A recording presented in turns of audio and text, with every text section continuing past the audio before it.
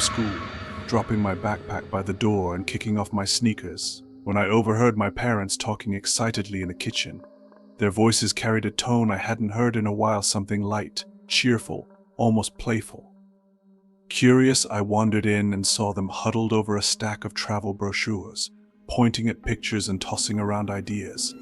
My mom looked up, her face lighting up as she said, "We've been thinking about taking a little trip, a family getaway. What do you think?" At first, I didn't say anything, but my heart started racing with excitement. The idea of breaking free from the daily grind of school and the mundane routine sounded like exactly what I needed.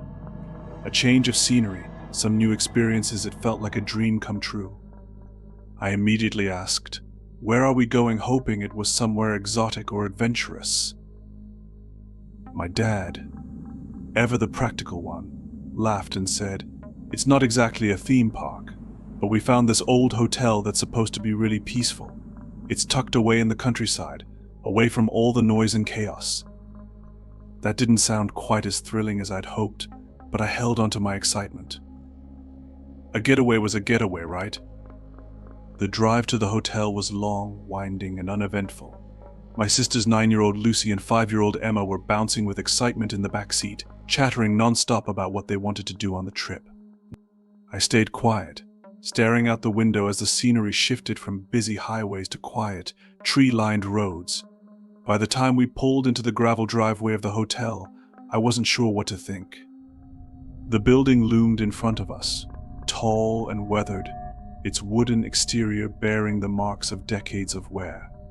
It looked less like a cozy retreat and more like something out of an old photograph, faded and forgotten. My parents seemed thrilled by the sight, though. "Isn't it beautiful?" my mom said, stepping out of the car and taking a deep breath of the crisp country air. As I got out of the car, I noticed how quiet it was, almost too quiet.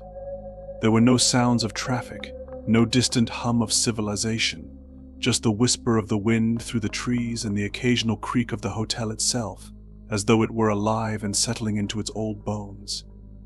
The air smelled faintly of damp wood and something else I couldn't quite place. The lobby, when we stepped inside, wasn't much better. It was dimly lit, with a low-hanging chandelier that cast long, flickering shadows on the walls.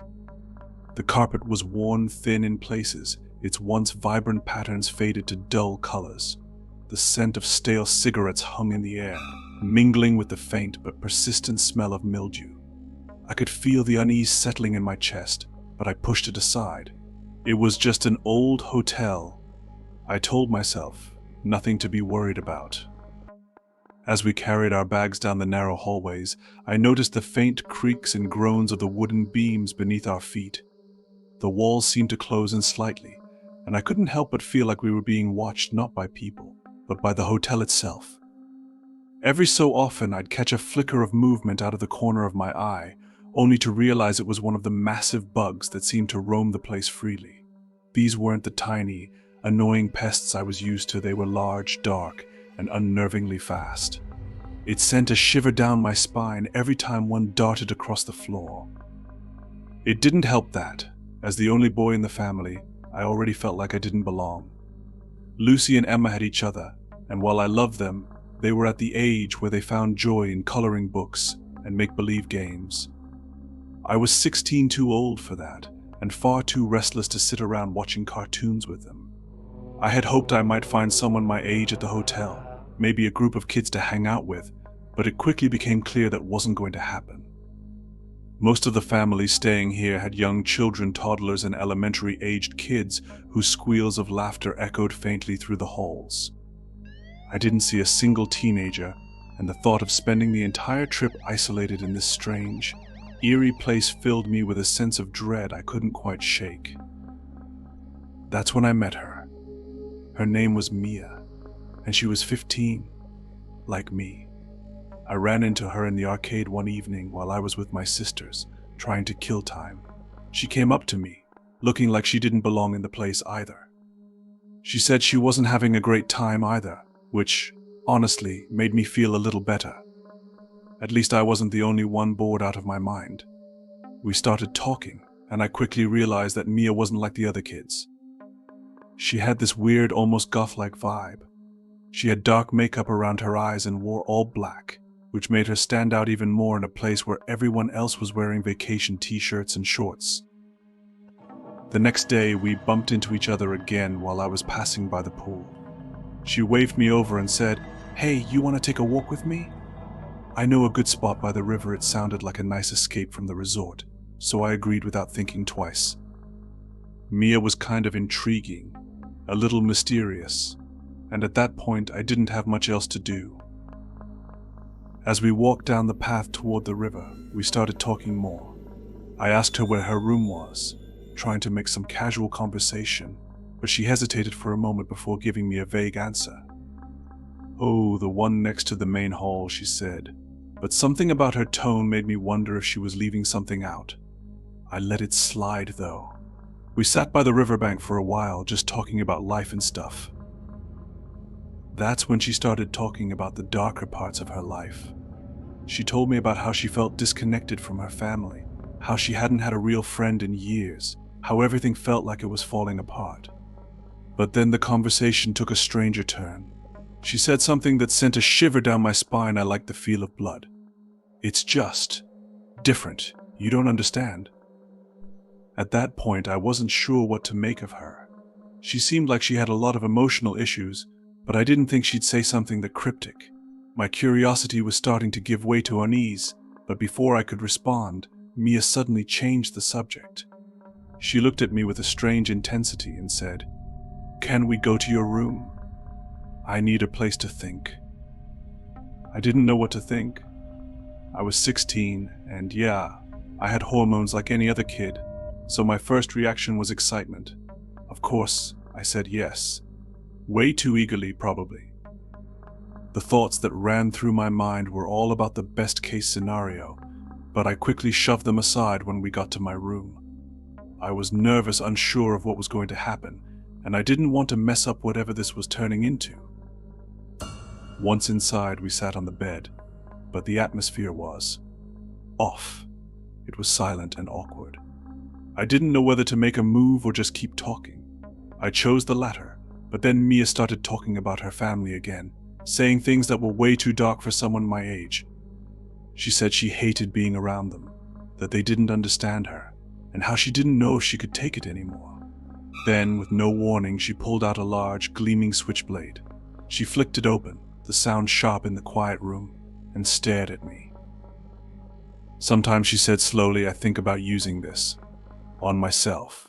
Or maybe on someone else." The words didn't immediately hit me, but the cold look in her eyes sure did. I froze. My mind raced. Was she joking? Was this some sort of messed up test to see how I'd react? But as she held the knife in front of her, her gaze unwavering, it became clear this wasn't some twisted joke. Then, with a voice that made my blood run cold, she asked, "Do you want to use this knife on someone?"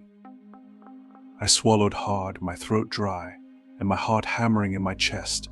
My immediate instinct was to run, but I didn't. I had to stay calm. I had to get out of there without letting her know how freaked out I really was. I gave her a hesitant response. "I don't know. I need to think about it." I said it as calmly as I could, though every part of me was screaming to get away. "Maybe we should go outside and walk around," I suggested, trying to defuse the situation. She looked at me for a long moment before nodding reluctantly. We stepped outside, the cool air a welcome relief. We walked around the resort grounds, and I couldn't help but notice how she was staring at everyone we passed.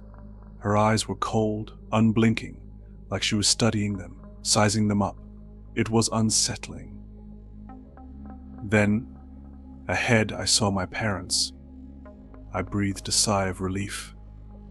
I turned to Mia and said, "Oh, there's my parents. I should go hang out with them." She looked annoyed, but she didn't protest. She just said, "Okay," and walked off, disappearing into the shadows. I hurried to my family and spent the rest of the day glued to them, hoping I wouldn't run into Mia again. Later that night, around 9 p.m., we returned to our cabin. My room had its own entrance from the hallway, but it was attached to my parents' room. I locked the door and crawled into bed, but sleep wouldn't come. Every time I closed my eyes, I saw the image of Mia holding that switchblade, her cold eyes watching me. Then, about half an hour later, I heard a soft beep, the door unlocking. My heart dropped into my stomach. The door creaked open, then shut again. I sat up, heart pounding in my chest, wondering if I was just imagining things. But then I saw her. Standing in the doorway, silhouetted in the dim light from the hall, was Mia. She was holding something in her left hand. My pulse spiked as she stepped forward into the room, and I realized what was in her hand: the switchblade. "I want blood," she said in a whisper, her voice colder than the night air outside. It took me a moment to gather my wits, but when I did, I spoke, my voice trembling. "Who are you? What do you want?" She didn't answer, just took another step closer, and I realized that I wasn't dealing with a troubled girl anymore. I was dealing with someone who could snap at any second. I panicked. "Will you help me get it?" she asked, raising the knife, her eyes never leaving mine. I couldn't breathe. I didn't know what to do. And before I could respond, I screamed. It wasn't a scream of bravery. It was pure terror. My dad burst into the room, his eyes wide with panic. Mia didn't move at first, just stood there, staring at me. Then, without a word, she turned and fled, disappearing into the shadows of the hallway. My dad quickly came to my side, but I was too shaken to speak at first. When I did, I yelled, "She has a knife. She's going to hurt someone." The next few minutes were a blur. People flooded the hallways, coming out of their rooms to see what was going on. We went to the main office to ask about Mia, but they didn't have any record of her. In fact, there was no one even close to her age staying there. The police were called, and a couple of squad cars arrived within minutes. They searched the entire perimeter of the resort, but by the time they got there, Mia was long gone. They kept some officers at the resort overnight for safety, but there was no sign of her. That night, we had the keycard locks on our door replaced, a precaution that felt more like a desperate attempt to restore a sense of safety. Sleep, however, was out of the question. Every time I closed my eyes, I saw Mia's face, the glint of the switchblade in her hand, and the chilling way her voice had turned low and menacing as she spoke about blood. Her eyes, dark and unyielding, haunted me. When the first light of dawn filtered through the curtains, my parents made the decision to cut our vacation short. We packed up quickly, leaving behind the eerie resort and its unsettling memories. No one said much as we loaded the car, but the tension was palpable. Mia wasn't just an awkward or troubled girl, she was something much darker, something I didn't fully understand but instinctively knew to fear. She had been like a storm cloud, calm on the surface, but hiding chaos and destruction just beneath. Some people aren't just broken, they're dangerous. Mia was one of them, and encountering her was a reminder that the scariest monsters aren't always the ones from stories. Sometimes they're the people who smile at you, only to reveal their darkness when you least expect it.